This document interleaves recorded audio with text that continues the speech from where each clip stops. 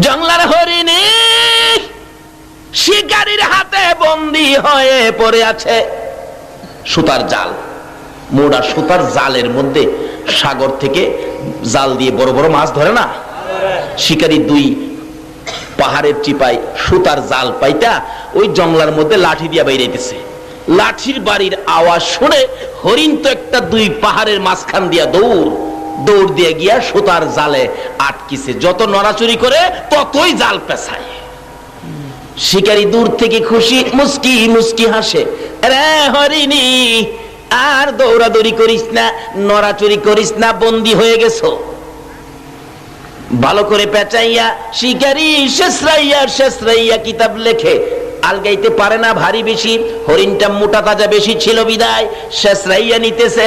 হরিণী শেষরাইয়া নিতে যাইয়া গো এই পাথরের কণাই লাইগা হরিণের সমস্ত চামড়াগুলো ছিলা রক্ত বাহির হইতেছে। হরিণ গাছের গোড়ায় যখন জালটা দিয়ে বেঁধে রাখলো, হরিণ চোখের পানিগুলো ছেড়ে ছেড়ে কাঁদতেছে। একটু পরে দেখা যায় দয়ার নবী মায়ার নবী এই রাস্তা দিয়ে আসতেছে। আল্লাহু আকবার বলুন।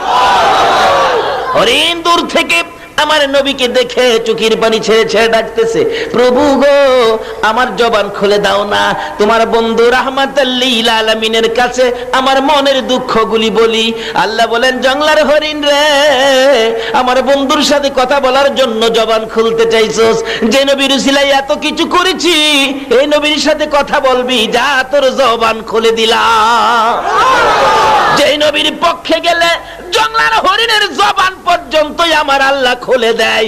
বলুন এই নবীর পক্ষে গেলে আমরা লাভ হবে না লস হবে?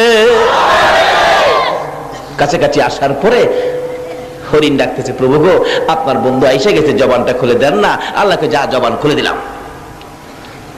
হরিণ ডাকতেছে, প্রভু গো আপনার বন্ধু আইছে, কথা বলি। প্রথম সালাম দিলেন, আসসালাতু আসসালামু আলাইকা ইয়া রাসূলুল্লাহ।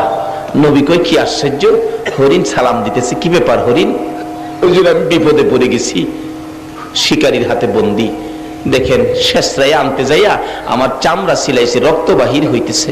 নবী গো এটা তো সাধারণ দুঃখ, এর চেয়ে বড় দুঃখ, মাত্র 2টা বাচ্চা প্রসব করেছি,